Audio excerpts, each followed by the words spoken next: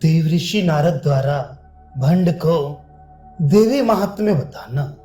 भगवती त्रिपुरा के श्रीपुर के वर्णन को हयग्रीव मुनि के वचनों से अत्यंत सुंदरता से प्रतिपादन किए गए इस प्रकार सुनकर उस परा की परम पवित्र कथा के सुनने को लालायित होकर अगस्त्य ने फिर कहा, हे भगवान, हे हयग्रीव, देवगण के तप में विघ्न करने की इच्छा से भंड दैत्य आया था।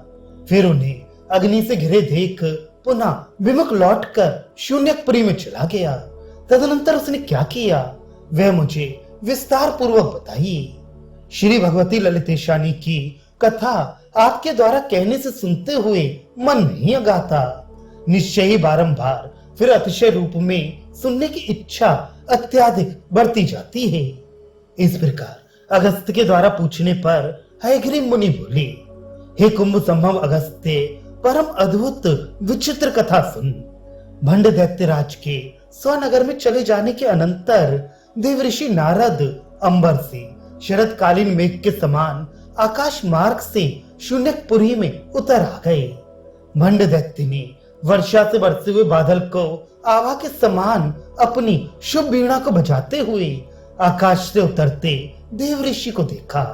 उसने उठकर सादर अभिवादन पूर्वक स्वागत कर मुनि की पूजा की।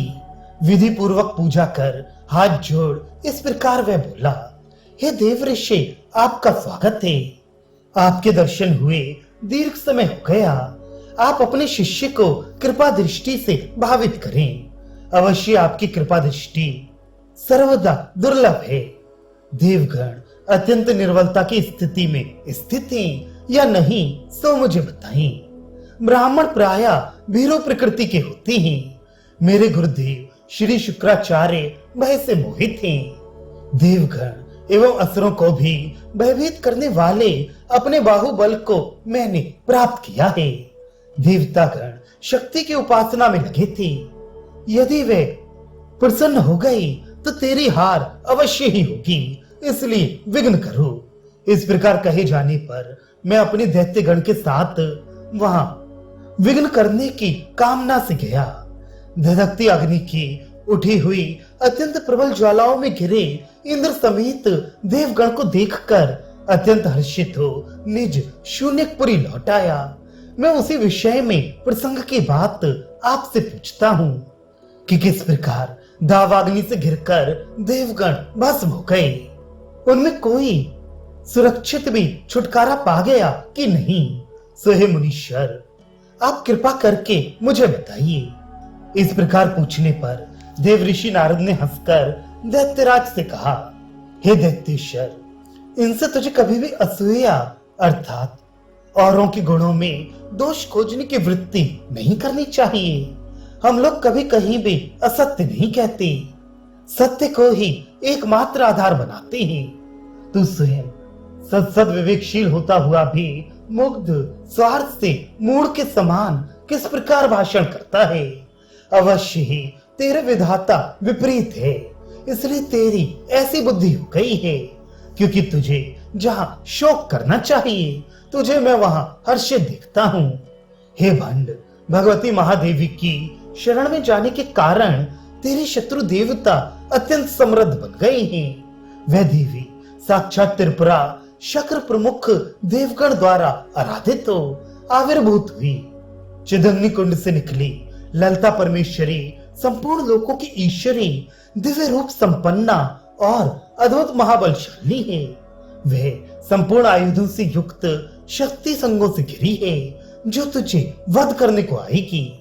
तू मूढ़ के समान क्या प्रसन्न होता है।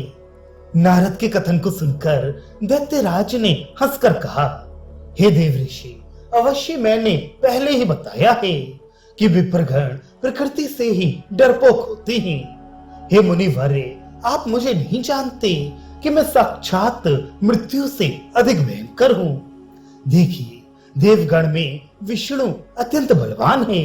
वे मेरे से युद्ध में हराया गया।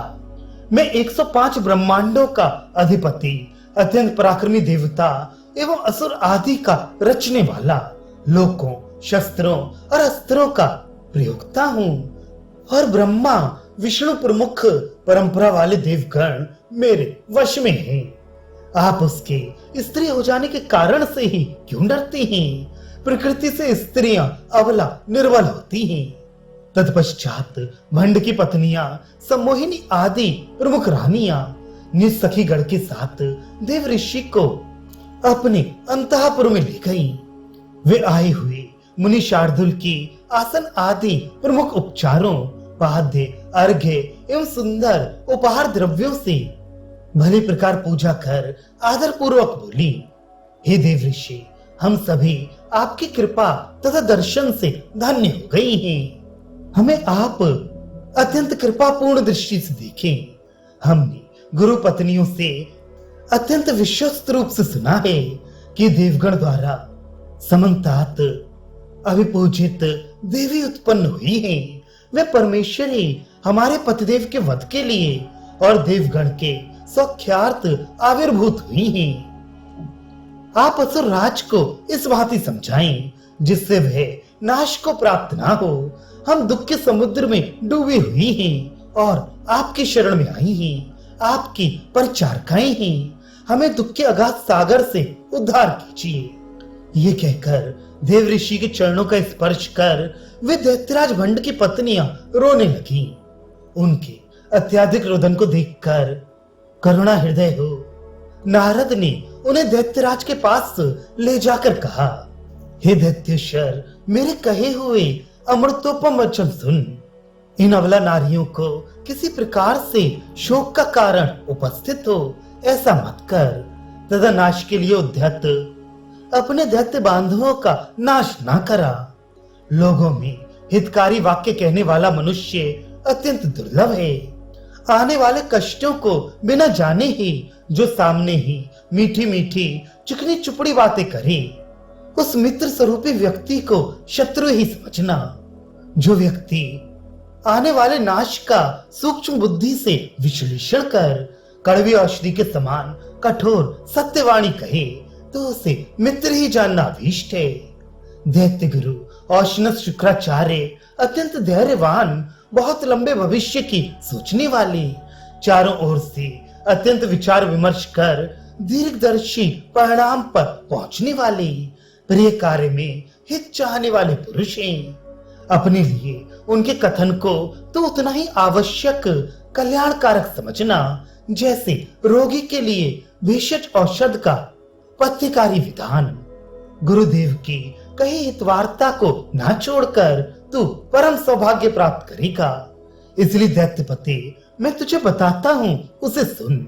यदि तू अपने को सबसे अधिक बलशाली मानता है तो इस विषय में दैत्य शेखर कैटव का आख्यान तुझे बताता हूँ। सुन, जिसकी मेधा से ये लोगों को धारण करने वाली पृथ्वी मेदिनी नाम से प्रसिद्ध है।